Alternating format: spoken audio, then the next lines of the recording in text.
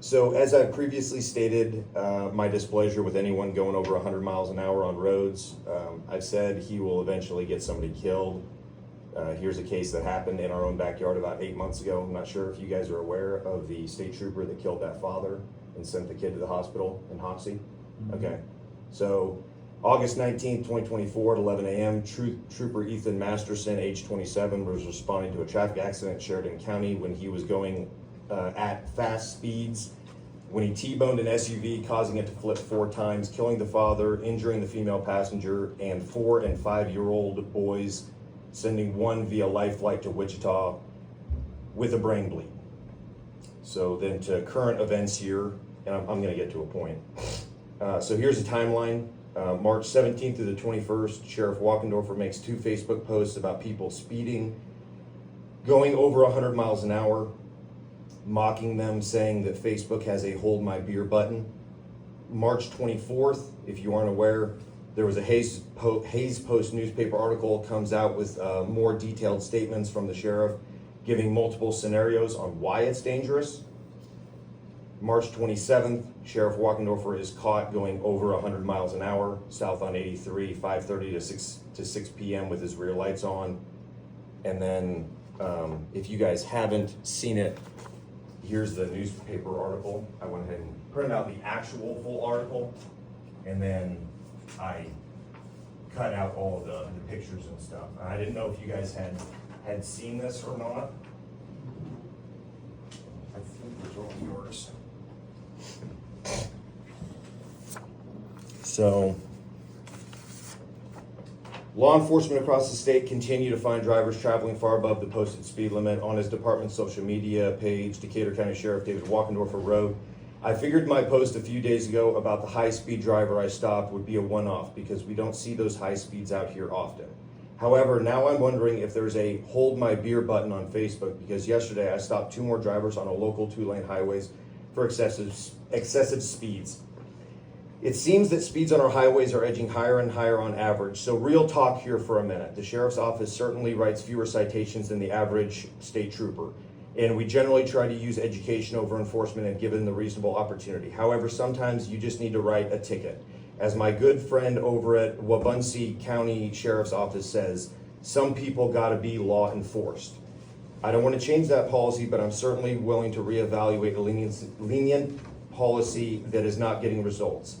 There's been a lot of publicity on Facebook about troopers over in Kansas Highway Patrol Troop C and around the state stopping people for speeds in excess of 100 miles an hour.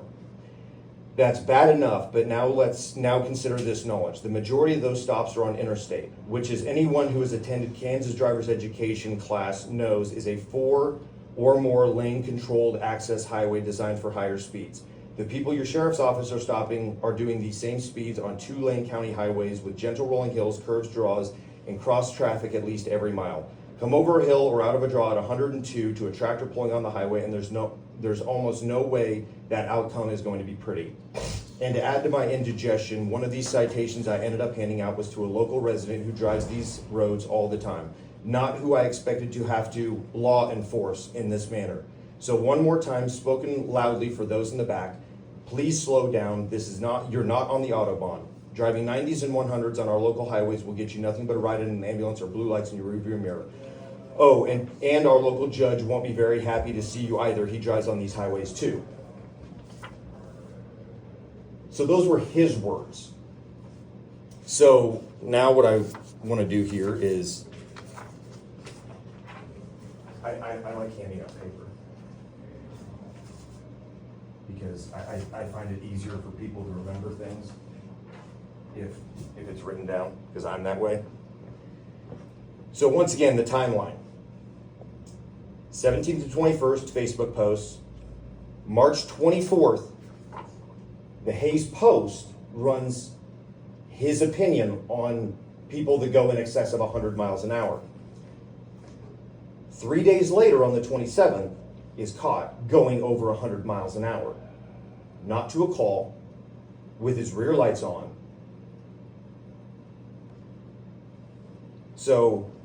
And that one I think might be the one that I talked to him about, So to add to my indigestion and my heartburn over this entire situation, one of these people speeding was a local sheriff who drives these roads all the time, not who I expected to have to law enforce in this manner.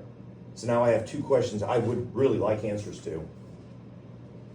Was a reason ever given as to why he was speeding that night? The night don't take it as a quote, but if I remember correctly, because I didn't write it down, he was running late and he had, I assume, a date with his wife. That was why he was speeding, because he had promised his wife he'd be home. His excuse to me is he's been trained to drive those kinds of speeds. And I said you can't. I said, if you're not on call or you're not going to an emergency, you shouldn't ever be doing that. And all I got was, I'm trained. So I felt very comfortable with the speeds I was driving. I told him, I said, it can't be happening anymore, which I heard later on that lasted maybe 1 to 2 days. Okay. I So, have not approached him since, okay. because I don't have any proof, I guess, But he did admit to doing it. that night. Okay. He did not admit to 100, he admitted to in the 80s, but he said, I definitely was not going 100. But I said, the upper 80s is still way too damn fast. Beings that he's gonna be coming in today, is there any way that he can be asked on the record for his reasons, so that we, at least we the public, know that if we get proper training, then we can tell the cops, I've been trained, I can speed because I've been trained. Just a little FYI, all you have to do is take that vehicle to a Chevy dealer and they can pull the information off the UCM, and I think everybody sitting here knows that. So then, this is, I've been taking speech classes and I've been told to end on a rhetorical. When are we gonna law enforce him?